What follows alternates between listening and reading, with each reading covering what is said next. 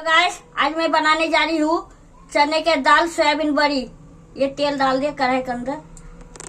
तड़का लगाना जीरा और मिर्ची, लाल मिर्ची, प्याज, टमाटर, धनिया पत्ता, हरी मिर्च, हल्दी, मिर्ची पाउडर, नमक, गरम मसाला पाउडर, जीरा पाउडर, धनिया पाउडर। ये सोयाबीन बड़ी डालेंगे इसके अंदर। प्याज, लहसुन, अदरक पेस्ट।